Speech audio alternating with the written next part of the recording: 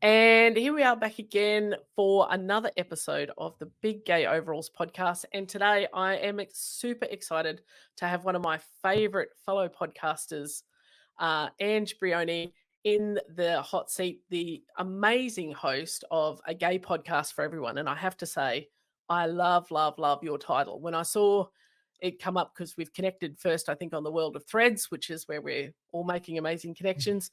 And I saw that title, I went, I have to go and listen to that podcast. So welcome to the Overalls universe. Thank you. And that means a lot because your podcast name is awesome. Yeah. So I'm like, my podcast name? No, your podcast name. Great. I think, that kind of stems back to a little chit chat we were just having before we hit record, is about, like, we keep thinking our podcast thing is not as good as everybody else's, or it's not as cool or as this, but it's Right. our own unique thing, and that's what we sell. So whilst we might think that ours is, oh, my name's not as good as someone else's, someone else is sitting there going, God, that's the coolest name I've heard. Right. Yeah. It's So amazing, true. isn't it? It's so true. And I'm really excited to be here, by the way. I just want to let you know, I'm really excited to be on your podcast. Not only do you have the greatest name, I think, but I just love your excitement and I love your passion and I love the way the honesty and the vulnerability that you tell stories. Like, it's Oh, wonderful. thank And then you. you and I have connected, offline about Yep. all kinds of podcasty things, and I feel like I've found a great friend. So I'm really Yeah. excited to actually meet you instead of just, through DMs Messaging. and text messages and emails and stuff. And it's funny, like, we both chatted to Jen Vatanen on our Mhm. podcast, and she is amazing. Yeah. And I said to her, I said, I feel like we've become fast friends because we're just, Yeah. connected on multiple things. And that's the same way as I feel about the conversations we've had, whether it's, nerding out on podcast setups, or, talking about shared frustrations in lighting or sound, or obsessing over the latest thing or not.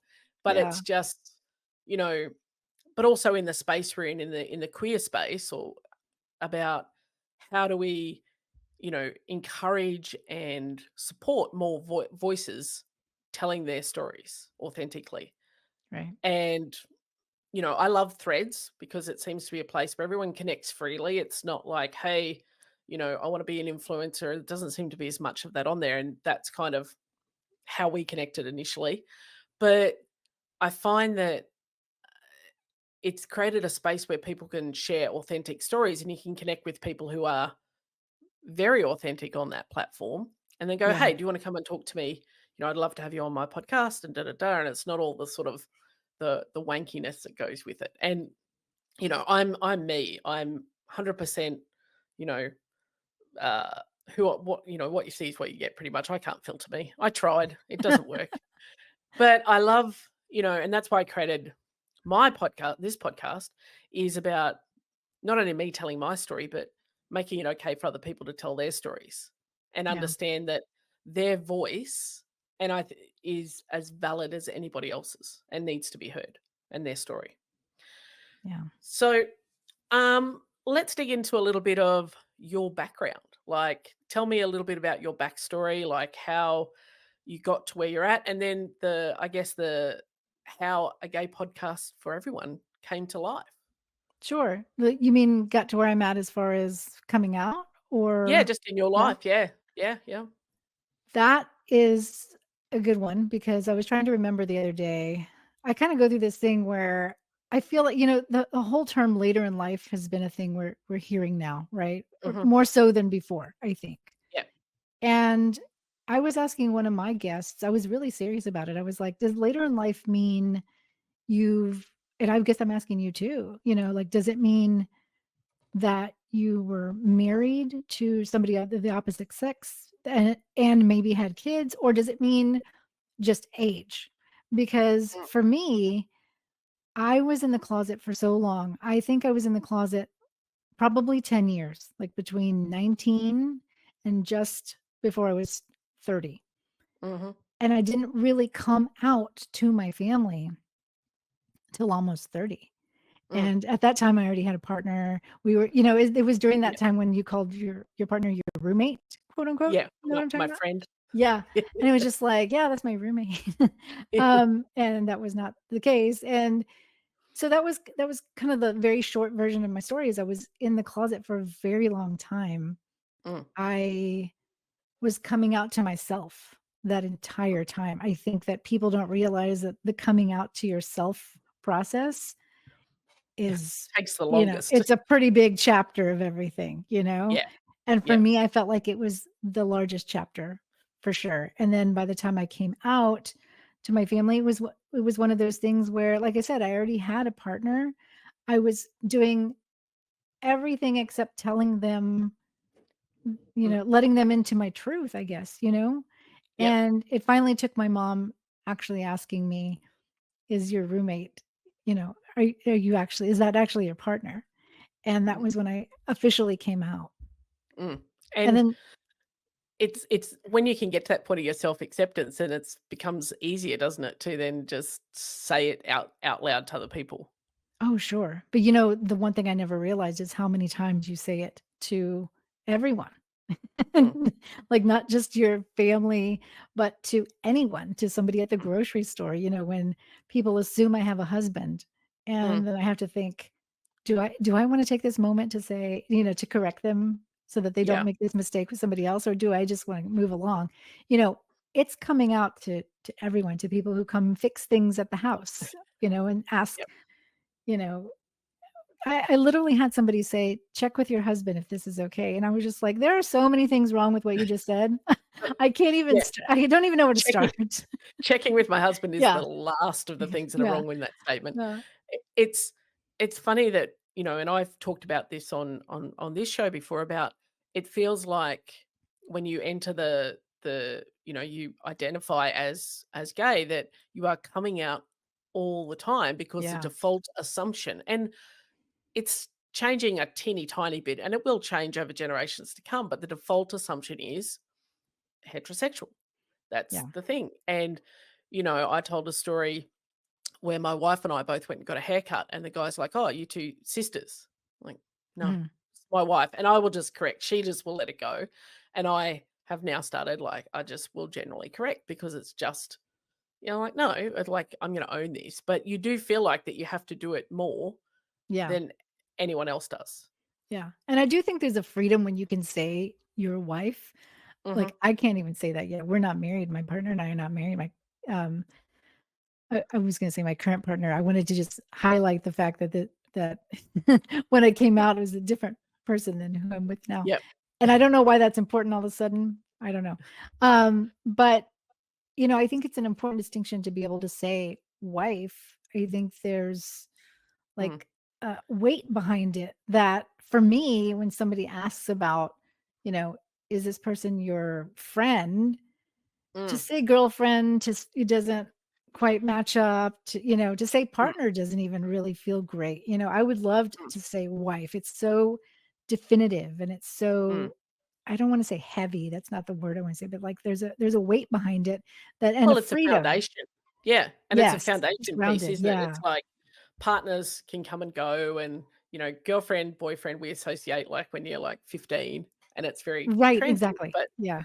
you know, being able to say wife is like, "Oh, this is an actual," like, because I guess in, the heteronormative world, they understand that that's like a foundation relationship, like that's serious Right. versus, partner or whatever. So, yeah, I absolutely hear what you're saying with that. Yeah, and, to answer the other part of your question earlier of how did I get to the gay podcast for everyone, it was basically, like, when I came out, it didn't happen right away, but a little while later, I started realizing that my parents were having the same kind of conversations with their friends that I was having when I was coming out. I was having to pick and choose people who I trusted to tell my truth, and I was Mm, having to, kinda get comfortable with saying the word gay, and I thought, "Oh, I think they're doing the same thing." I think they're trying to figure out who they can tell and to say, "Angela's gay," the mm, same way I said that I'm gay, and I'm like, "There's this parallel thing happening. There's this parallel journey, but nobody's giving parents and families and siblings and allies the space to talk about that." And Mm. so that's what I wanted to do with the gay podcast for everyone. I wanted it to be a topic that, we can invite everybody who wanted to talk about it, who wanted to get comfortable with the topic, who wanted to admit their fears and their concerns and what have you, so that we could just kind of dissect it and say, you know what, we all go through that. It's slightly different, but kind of the same too. So let's help each other out. And that's really powerful because I think that's how we learn and grow. And one of my things with this podcast is having people on to tell their stories, because I think we need more excuse me, more stories in the space. Like, we need more voices, because like you said, we're all talking about kind of the same things, but there's differences, nuances, there's Right. different situations that apply, but we can all take little pieces from here and little pieces from there and then put together our own sort of roadmap, because we're not sitting alone in the dark thinking, well, I'm the only person that's done this. Right. And I don't know where to go from here. Like, oh, when I was encouraged to create or tell my story, part of it was there is somebody sitting out there who needs to hear that on the other side of the mess can be happiness. We don't have to get stuck in the struggle. But if all they're seeing around them is struggling and everything's hard, and I'm going to wind up alone, and I'm going to wind up, homeless, and all these sort of things, and everyone's going to hate me, then they might be too afraid to move forward without understanding that it can be okay on the other side. Right. And And I I think the more voices we have, the better. Absolutely. And I think that that same thing is true for, I'm going to use parents just as an example, just because Mm, it's easiest right now. Like, I think so many of the stories that I've been able to, I've been able to have guests on my podcast who can share these stories where, for instance, the one that just came out today, he was like, look, my relationship with my mom wasn't always great. She wasn't always the greatest supportive person in the world, but mm, our relationship has done a 180. And now she is my biggest ally. And that's not everybody's story, but just sharing that story could give somebody hope. mm, Maybe there's a parent out there who hears a story and says, you know what? G- Um, I wasn't the greatest person to my son or my daughter, my child, mm, but I can be now. And how do I go about doing that? And one of the biggest themes right now, or I don't want to say right now, but overall in the podcast is the theme of rupture and repair, of mm, just, have we ruptured the conversation enough that it can't be repaired? And usually, no. I mean, sometimes it's a case that somebody doesn't want to repair the relationship. That's different.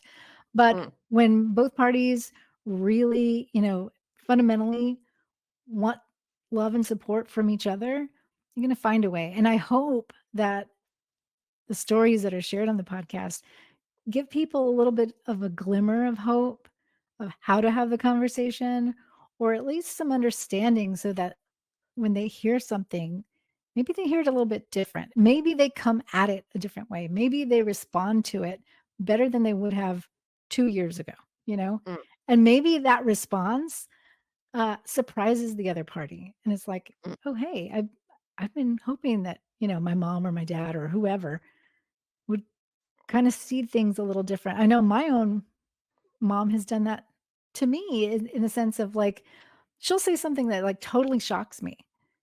Like, she said, like, I think it was last holiday, she was like, with regards to my partner, she was like, "I love her. She's wonderful for you."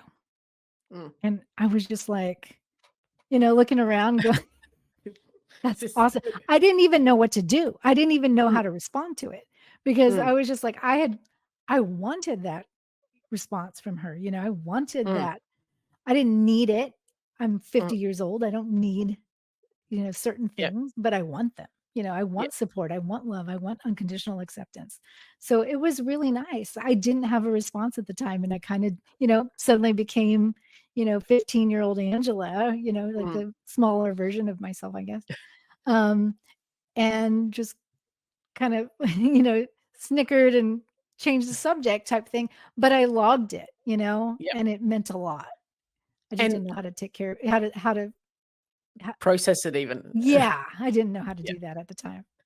And, like I've listened to, I've binged your podcast pretty hardcore, because I just love the stories and the people. And you're right that sometimes people want to repair the relationship, or even just repair the moment that's happened, but they don't know even how to start the conversation Yeah. without feeling like I don't. And because quite often what holds us back is we don't want to offend the other person. So we're like, well, I don't want to start something and then I'm just going to inadvertently put my foot in it and offend Right. you. Right. And, meanwhile, the other person is like, I don't know how to start it with you. So I think if we can see more conversations that are framed in honesty where people are like, I don't know where to start this. So I'm just going to say something and just preface it. I don't want to be offensive, but here's what I'm thinking. Right. And then when we can be vulnerable and admit we don't know what we're doing or we don't know the right thing to say, but we want things to be better, Mhm. then, we can only move forward. Yeah. And it's I think it's a very rare instance where, well, not rare, but in the scheme of things, it's a rare instance where people don't want to. It's only, to repair something when it's ruptured. It's only if it's become, toxic or unhealthy, or, you Right. need to do that Yeah. for your own personal safety, and that's completely appropriate. But when we're just navigating, relationships and people that we are around all the time, and it's not, on the dark side, shall we say, then if we learn how to have better conversations because we've seen those conversations role modeled and people have been brave enough to be transparent and vulnerable with their story, then it becomes easier for then the next person to have that conversation. Right.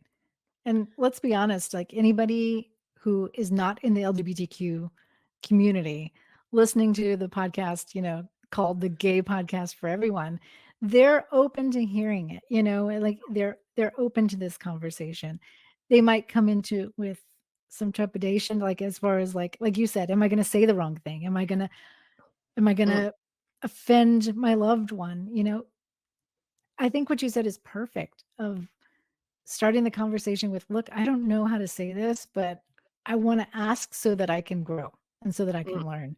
And I think that anybody who is not in the LGBTQ community coming into the conversation and listening to these stories is at least willing to kinda hear other people's stories and maybe get some sort of direction or guidance of mm. how they can do it. Do you know what I mean? Yeah. Yeah, 100%. And be open to that process that, okay, well, it's been okay for other people, so maybe it's gonna be okay for me or us, or whatever the situation is. Right. And, there's you hear people talking all the time, "Well, it's up to you to educate yourself," but sometimes people don't even know where to go to educate themselves and find authentic, reliable sources. I mean, you can Google anything, doesn't mean it's necessarily good. And, you know, that's what I love about your podcast is you've got authentic people just telling their truth.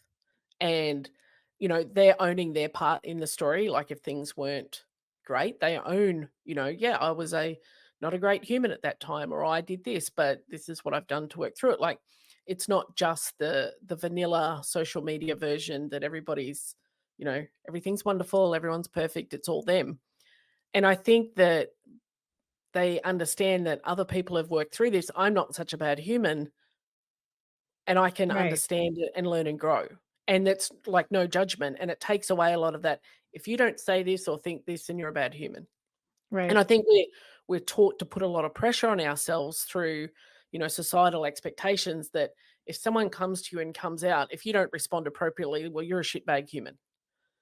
And, there's and people who are in the LGBTQ community have put that on other people as well. But we have to understand that, sometimes they need time to process and absorb, and then we can come back to them and continue the conversation. Just because they don't give us the response we feel like we deserve initially, and remembering we're not entitled to anything, we may like, you took 10 years to come out, so you had a long time to process that and be Right. okay with it.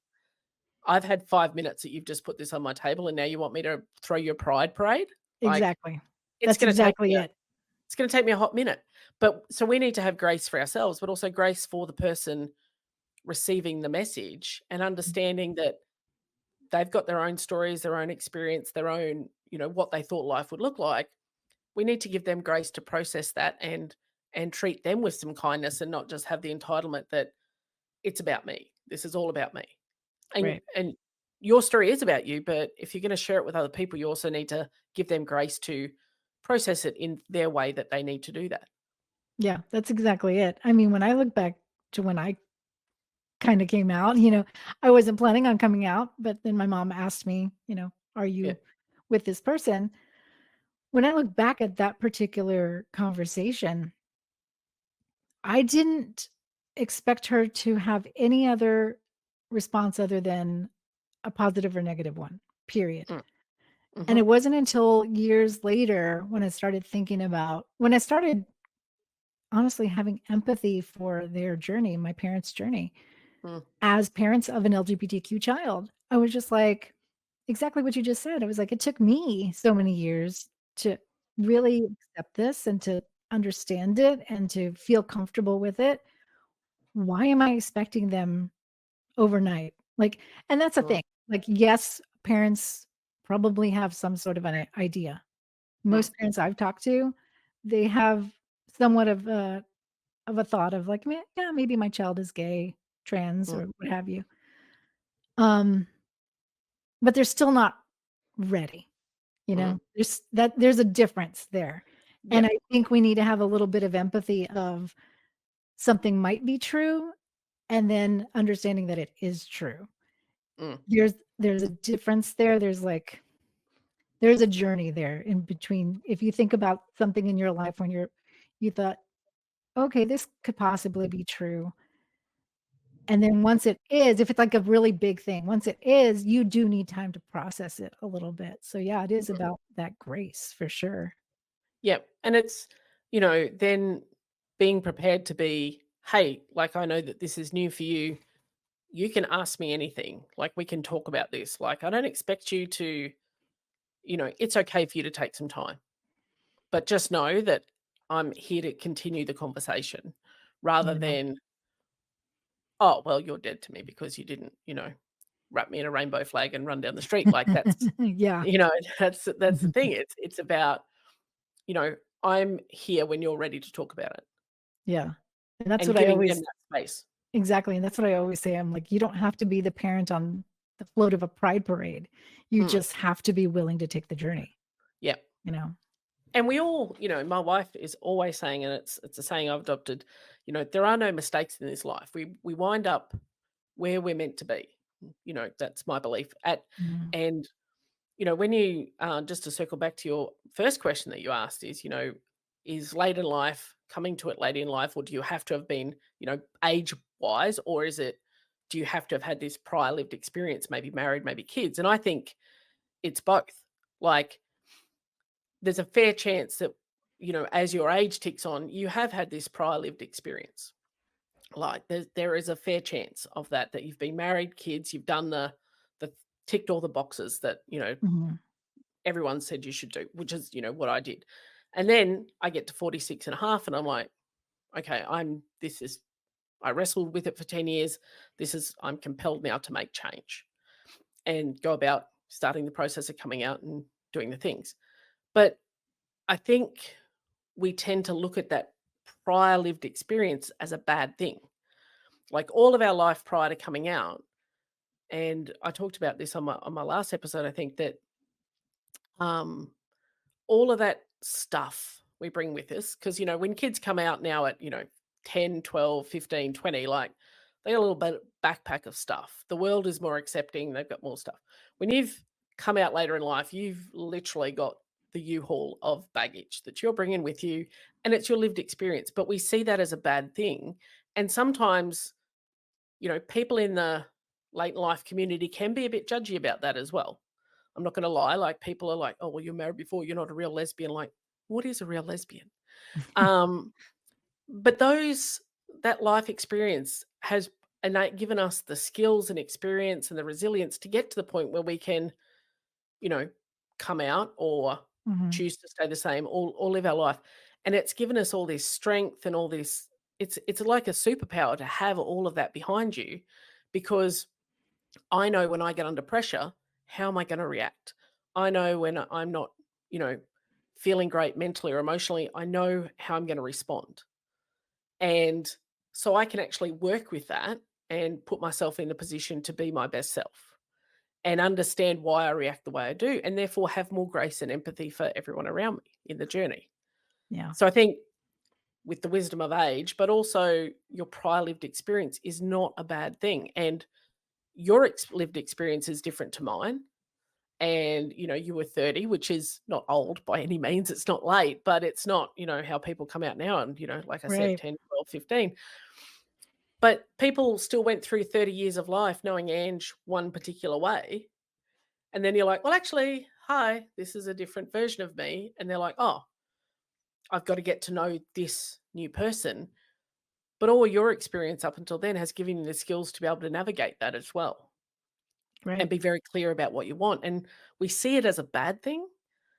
And like for some people, they feel like, oh, I'm late to the party. I wish I'd realized earlier. But you get to where you're meant to be when you're meant to be there. And you've got all these beautiful skills and experience to help you navigate this messy, complicated middle bit when you're figuring out who you are.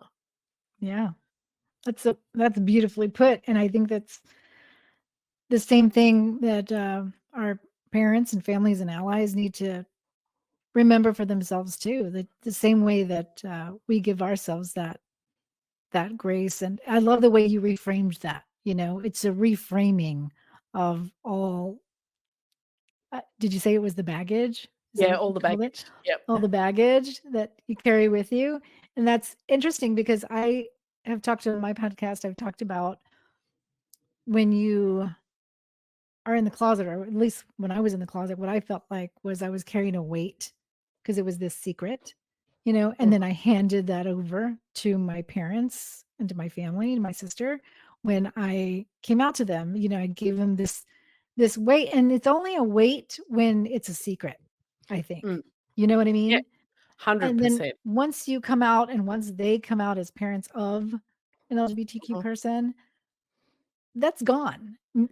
It's like you can set it aside because then you're on a different trajectory. It's like, "Oh, okay, Yeah. I've told my truth. Now I'm gonna Well, I go think live my truth." anything that you give a name to or put light on dissipates its power, 100%. Yeah, So, even if we talk about the analogy of like, kids are worried about a monster under the bed and they look under the bed and they see these shadows, you turn on a light and go, oh, it's just the dust bunnies. Oh, it's yeah, okay. It took away its power. And the same, when we remove shame from things, like when people struggle with a panic attack, as soon as you name it and call it what it is, phew, everything yeah, comes down. And you're right. Like I described it as not so much being in the closet, but in like a prison that I held the key to all along.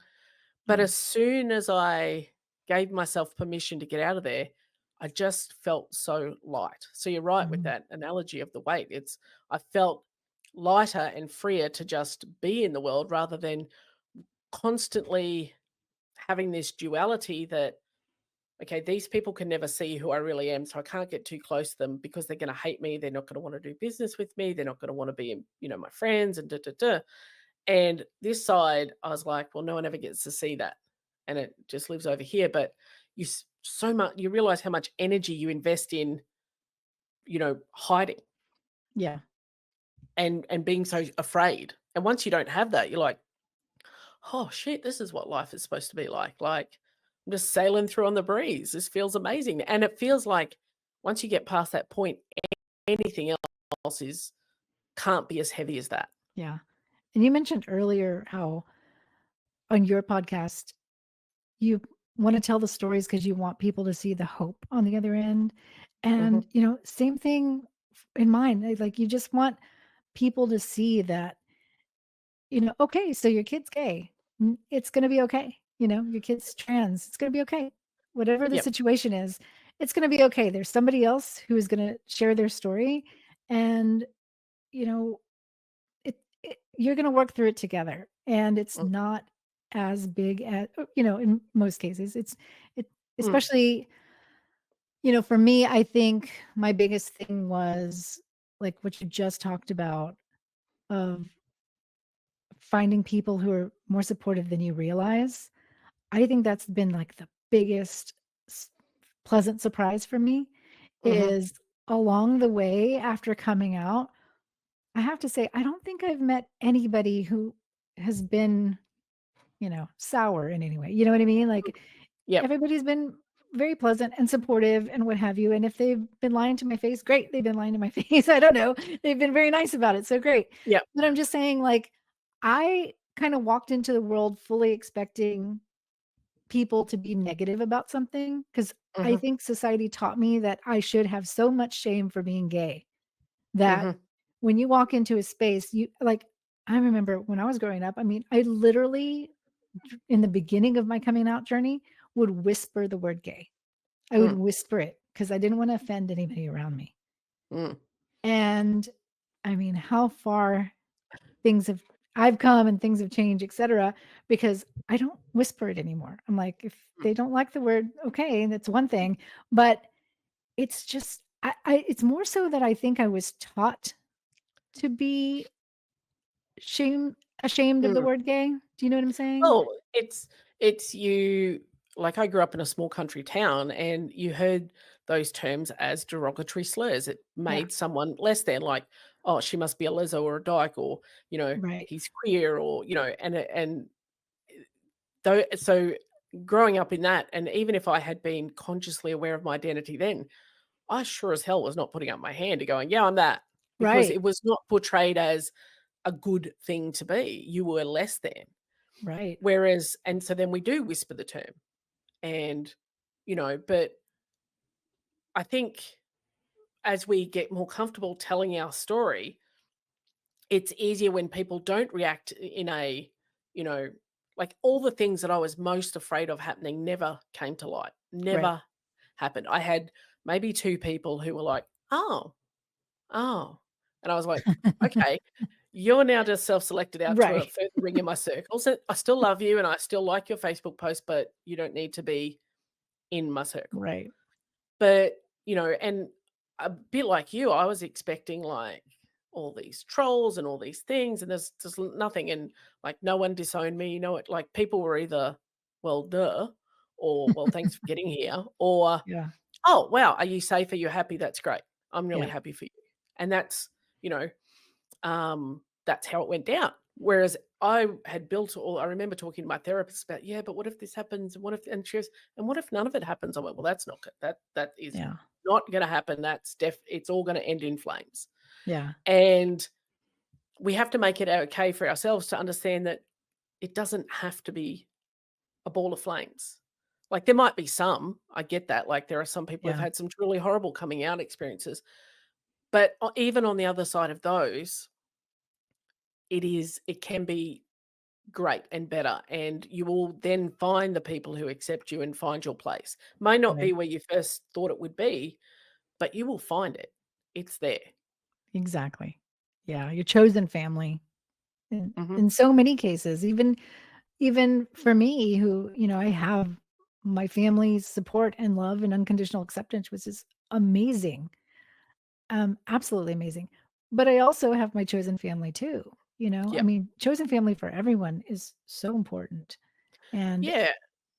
It's just we would be lost without them, without our, like I talk about my circle and my tribe, yeah, and that's, that's what carried me through like everything else. Like I don't have a great, a close like family relationship. I do with my wife's family, which has been amazing for me to be welcomed into this giant family, which they are, and as and just loved unconditionally, and have people tell you that they love you just because you know I am who I am, and because I make Sharon happy, and that's never happened. So I've mm, had that. So you will find your place, yeah, and you just have to be open to understanding the same as the people that you're coming out to and you're telling your story to. Um, that future is not what they thought it would be. Maybe your place is not what it thought it would be, but you've got to have your eyes open to find that space. Sharon's aunties, to guess go on that thread, they're in their 70s and 80s, and her dad came from a family of 18. And when we first started going out and people kind of knew. Like, she didn't really do a big coming out to her family. She's like, "Oh, yeah, this is my partner, Lisa." That's kind of what she did. And one of her aunts only knew when they got the wedding invitation kind of deal.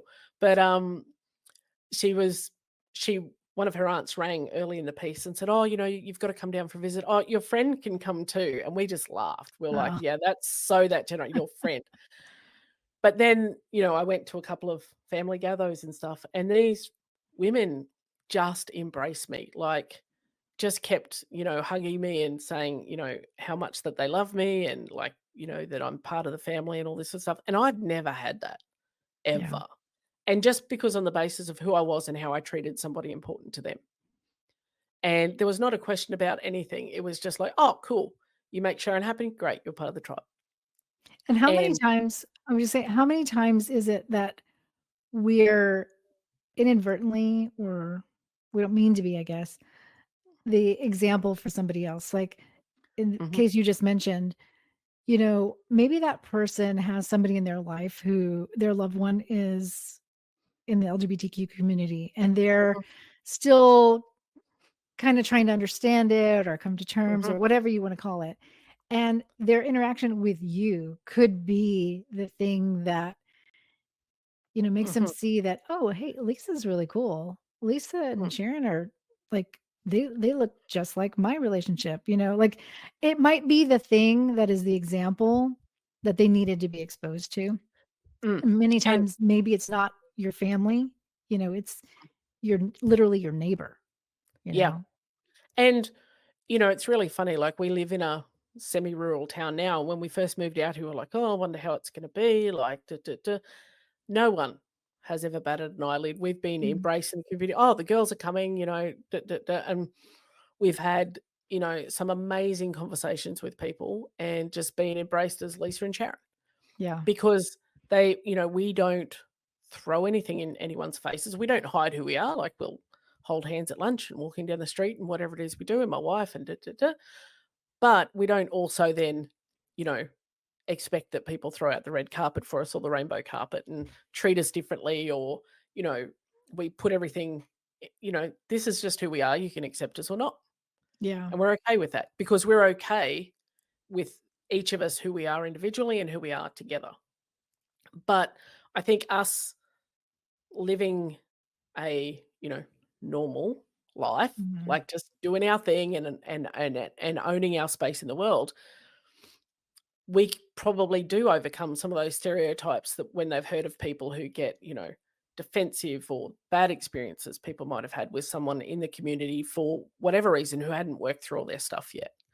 yeah, Maybe we're doing that in our community. Like, we don't know, you don't know who you're impacting just by being yourself. right. And so many times, I can't tell you, I feel like I'm also teaching my parents how to have conversations, especially Mm, with, they had a couple, a neighbor couple who was a gay couple, and my mom was trying to figure out how to ask them like a simple question. And it had something to do with the landscaping. But I was like, "You know what, mom? In asking him a question about your landscaping, you've never mentioned that you have a kid who mm, is gay. Like, you've mm, been living next door to them this entire time. Y'all have never had this conversation." And I'm like, "Believe me when I say, if my neighbor kind of waved the flag a little bit, mm. I'd breathe a little bit easier."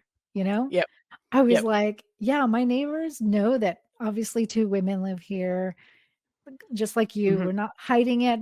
mhm, It's just like we're just being ourselves. You know what I mm, mean? Like, we're not we're not being overt about anything, but we're not hiding mm. anything. Yep. But if my neighbor said something that was just the smallest little Mm, wave of support, yep. it would be so meaningful. And so Mm, I shared with her, I was like, "Why don't you just mention, the littlest nugget in your sentence, in a sentence you're gonna have with them, and mhm. say, 'My daughter and her partner.'" Just Yep, literally say that, "My daughter and her yep, partner." yep. And or you can say, "My daughter and her girlfriend," whatever you wanna say. And I Yep. was like, just doing that Mhm, might open up something for them that mm. you just don't even realize, and I'm like, and honestly, it's because straight privilege, you don't realize it. Mm. You don't And live in that space where you have to wonder if somebody is actually really okay with you, or are they just being kind, you know? yeah, and we do have that, like, niggling little fear that sits in the back, like, is this gonna be the interaction where I'm gonna get some hate? Like, Right. it's just Yeah. that low level hum that sort of just sits in the background. Right. I remember once we went to visit my wife's, mother who'd just moved to a nursing home here, and one of the nursing assistants came in, and 'cause big wedding photo of me and Sharon on the wall, and she Mhm. goes, "Oh, they let people like you get married," and we straight away thought, "Oh, fuck, here it comes. Yeah. This is gonna get weird." And we're Yeah. like, "Yeah, like, it's legal and everything." She went, oh," she said, "I just wondered because, like, my daughter's gay. I didn't ever think she would get married." And I thought, "Okay, where were you in 2018 where everyone got a vote on it? But cool." Um, but then we realized she wasn't coming at us from a place of hate, it was just ignorance, like, she didn't know. And Mhm. then I straight away thought, "Wow, like, you've got a daughter who is gay, but you don't understand what affects her or what doesn't. So that must be challenging." But it was like, "Oh, stand down. Yeah, she's not being, like, mean. She just didn't realize that, yes, we could legally get married." And she's like, "Oh, that's so cool. That's amazing." Yeah. But our first response was like, we looked at each other, went, "Uh-oh, uh-oh, here it comes." And so you don't realize that you operate with that low level kind of hum in the background of waiting for the thing to happen, but Yeah. you kind of do, and you're right, it's that straight privilege that you never have to worry about that. You only have to worry about if your neighbor is gonna, not keep up with their yard or play loud music or be antisocial, not if they're gonna Right. hate you just because of who you are. Right. So, Exactly. that's it's a I guess a thing we don't talk about much and that doesn't get acknowledged, that's a and it's not a poor us and a poor me and anything else, but it's just a fact of the world we live in right now. Yeah. And I don't even think it's intentional for many people. Mm-mm.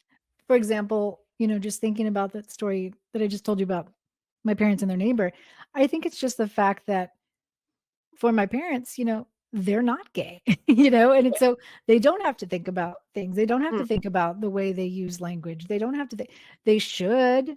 And then that's where I come in, as mhm. their child. That's where I come Yep. in. And I can't even tell you how much I do this to the point to where my mom literally is like, Angela, I get it. I get it. We'll be passing by something so small, Mm, like there's a sign they'll say men at work. And I'm like, mm. people at work, I'll just like change the name. And I just want to say the most redundant, the most like small things I can possibly do Mm. so that every time she sees something, she erases what Conscious. is like static in her head. Mm. And that wouldn't happen unless, somebody is the example. Yep. And that's why I said that's where I come in. And for my sister, she's a teacher. So for her, diversity is literally part of her world. It's Mm, different. She spends her time trying to figure out how can I be the best ally possible, mm, and that's just because of the space she's in. And my parents, they're retired mm. people, they're living their lives, they're doing their thing. They're not doing anything wrong. Yep. Do you know what I mean? Like And there's yeah, that difference. absolutely. And the way that you do it is kind of, lighthearted. She's like, "Yes, Ange, I know." But Yeah. we don't have to be a dick about it either. Like, you're like, "Oh, people," and you don't Yeah. have to, like, "That's so wrong, that should be Yeah. people," and that you just go, "Oh, people," and you can make Mhm. light of it, but it Yeah. just triggers that conscious switch and that awareness, Right. and it's how we approach it. Like, if we're going to be the teachers and take the message forward, then we need to make sure that we can do it in a way that is positive and not shrouded in our own stories of shame and distrust and things like that. Like, at some point we need to throw that off and step out from that. Yeah. Well, and the biggest thing too is I'm the I'm this the person who's learning the most from my own podcast. I have to be honest with you. Mm, Like I walked into the space going, I want to have this discussion about this thing. Let me help everyone. mhm. And I'm the person who is learning the most. Yep. I'm learning how to be a better ally to my own community. I'm Mm, learning how to help, you know, parents and family members understand things that maybe I don't understand either. And I'll mm, say, "You know what? I don't know. Let's find out together." And that yep. gives them permission and gives them license to kind of go, "Oh, okay. I don't just because somebody's gay doesn't mean they know they know everything." And I tell them, I'm like, "Just because 'cause I'm gay, I don't know everything. I'm gonna go find out just like you. I'm gonna ask my Well, friends," or whatever it is. it's a I bit like mean when someone says, I say I'm from Australia, and they're like, "Oh, yeah, I know Bob. He's from Australia too." It's like, exactly. Yeah, dude, we don't know everything about everybody. We don't know each other. It's not just that thing. But I think exactly. I've had some questions asked of me from my school community about, yeah, it'd be good if you could talk about this or this, and I'm like, oh, I'm not an expert in that because that is not my lived experience. But let me go find a guest that can, and Right, then I'm going to learn, and I'm going to help you get the information you need. right. And I think that's a powerful thing about your podcast is you're so open to going, I don't know, but let's figure it out together. And you're just facilitating a space for somebody who may have felt like they couldn't talk about their story to have that platform for that, hour or whatever. And that's going to help, even if it helps one person. Like I'm not someone who's tied up in followers and likes and but it's about if one person heard something today that made them a little bit better, Yeah, then I've done, my life's work. Great. right. Mm, Exactly. And I mean, I have to tell you, like, the biggest topic I've learned the most about, it has to do with our trans community. I've learned so much from not only folks in the trans community, but from their parents. mm, I don't know what it's like to be trans. I don't have that lived experience. You just talked about that. I don't have that lived mm, experience. I know what it's like to come out. I know what it's like to worry about people who are around me, but it's not the same. It's mm, different. And so for me to be an ally within the LGBTQ community, that's just as important. mm, And I think that it surprises a lot of parents and families when they listen to the podcast and go, "Oh, I never thought about the fact that, you know, you're an ally too." mm. It Yeah, didn't we are occur for to each them. other. Yeah, it Yeah. didn't occur to them, and it's like, "Well, yeah, absolutely," and I'm learning how to have better conversations, I'm learning how to change my language, we're all learning, growing, and evolving, Mm. period. And, by like my podcast is talking, about my lived experience as a late life lesbian, but it doesn't mean that someone else in the community can't get something from that. Like I can't like you, I can't talk about being trans or being a gay man or anything like that. Mhm. But maybe some aspect of my journey resonates with some aspect of theirs, and aspects of their journey will resonate with me.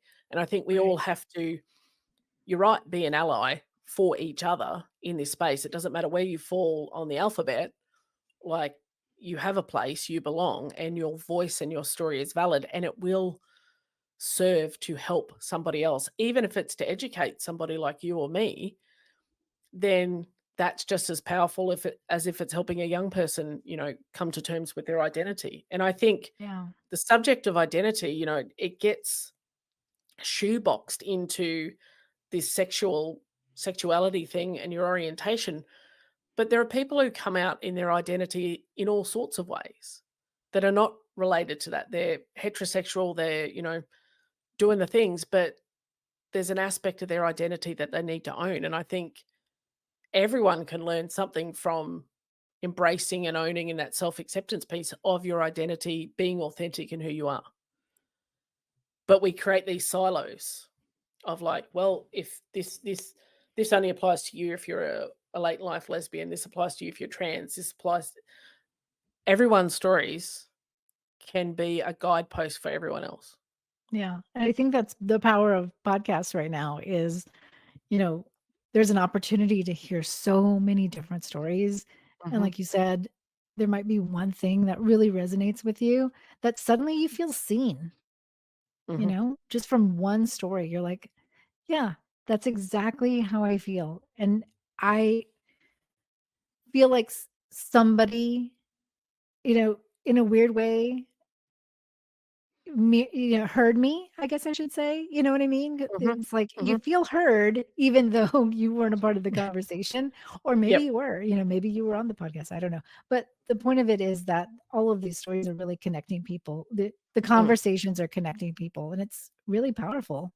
And it's a way for people, like with podcasts, if you're just listening to it, you put your headphones in and you're listening to it, like, no one else Mhm. knows what you're listening to.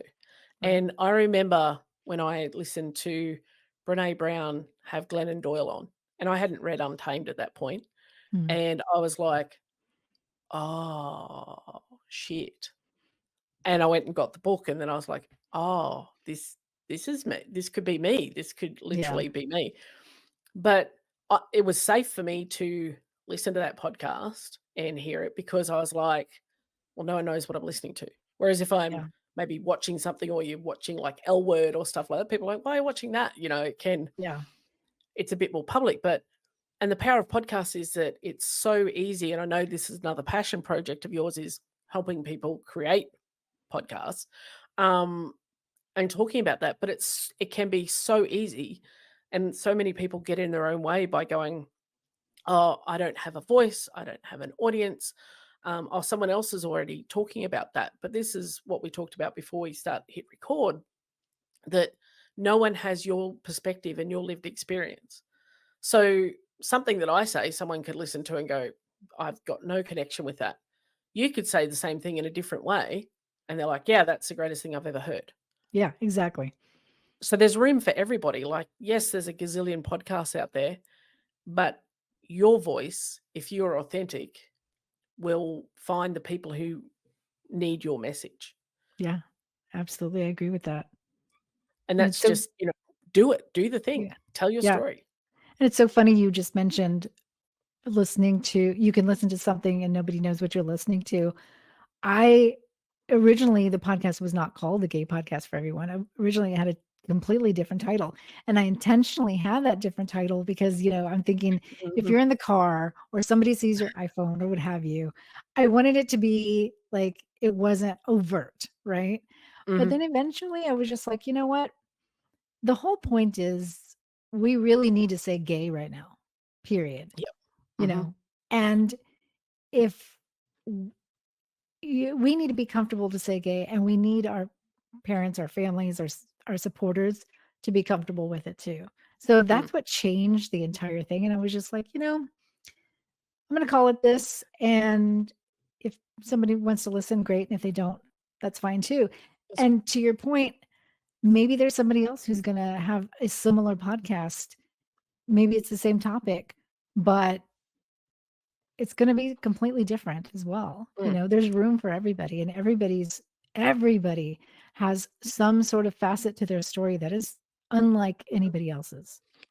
And I laugh when you say that, how you were reluctant to put the name out there initially. Meanwhile, I've gone in with rainbow overalls, big gay Yeah. overalls. I've just gone all in and been all out from the Yeah. get-go, which was my way of me embracing my identity, going, "I'm just gonna put it out there. This is what it is," and, Yeah. um Well, I think but you're that's a right. reflection of the perspective though, because like for Mm, you, like for us when we come out, yeah, we're putting on our big gay overalls, mm, 100%, we're coming yep, out, waving the flag, etc. And for me with the podcast, I was hesitant to do that just because it was like the intended audience mm, are people who, maybe they're not quite there yet, you mm, know? mm.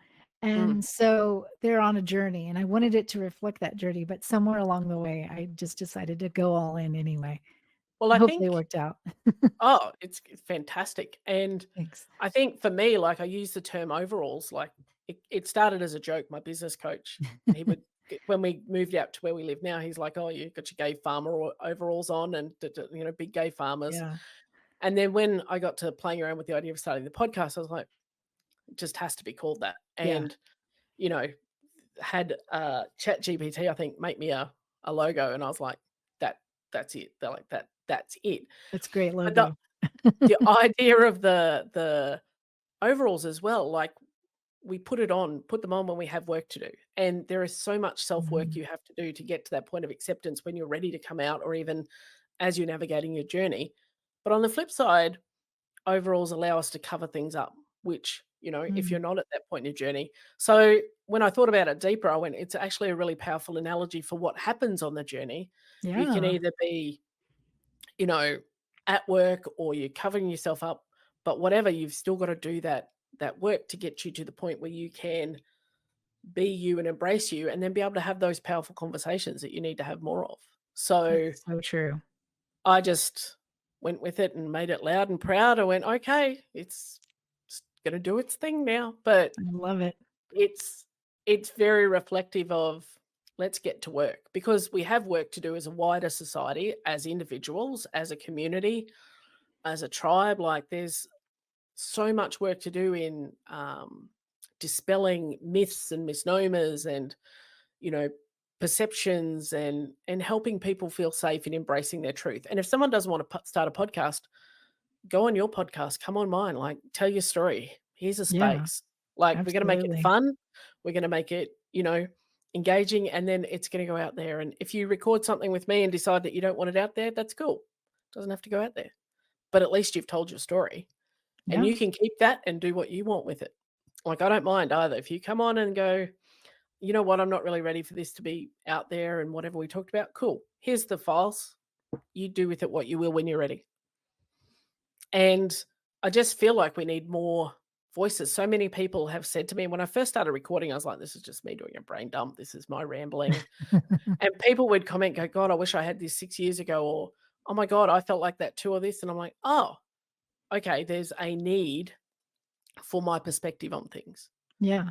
Well, And and it's, especially for people in our age group. I mean, yes, there's it a was lot to do different. within our age group, let Yeah, alone growing up in the 80s or 90s. You're right. right.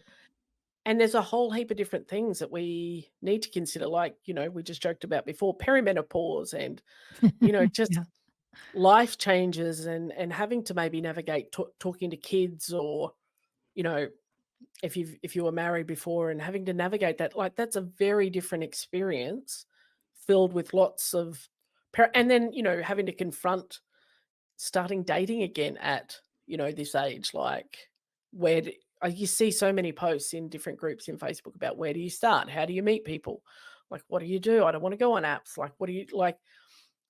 It's very confronting for people to figure out how to start their life again at this age. So there's a yeah, whole heap of different things that I think there's not enough podcasts in the world to talk about all the topics that need to be talked about in this space. yeah, absolutely. Because for our age group alone, when you're dating at 30, 40, 50, what have you, the Hmm. apps are brand new, and that is a whole other world. Yeah. It's and it's like, what does this mean? What is Right.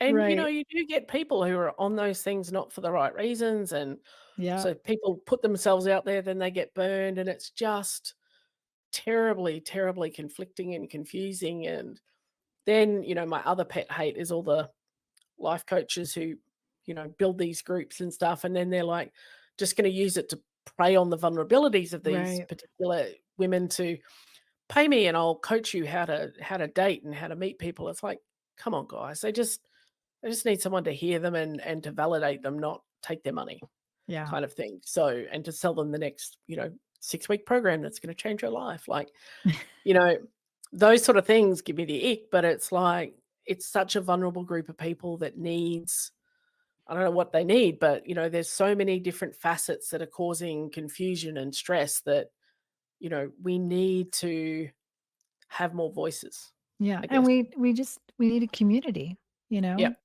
100%.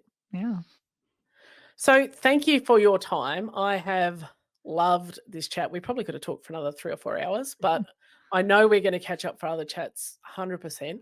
for sure. Um, where can people I'll put links in the show notes, but where can Okay. people, find your amazing podcast? Um, you can go to the Gay Podcast for Everyone, wherever you listen to podcasts, and I'm mainly on Threads and Instagram. That's really all I'm on. And it's the Gay Podcast _ for everyone. Yep. And amazing podcast. It will change your perspective on many things. Amazing content you put out there. And I love, Thank you. your perspective on things, and I love our little mini conversations on Threads and Insta. So Me I too. know I'll see you on the socials. But thank you once again for being my guest, and I appreciate you. Thanks for having me. I really appreciate it.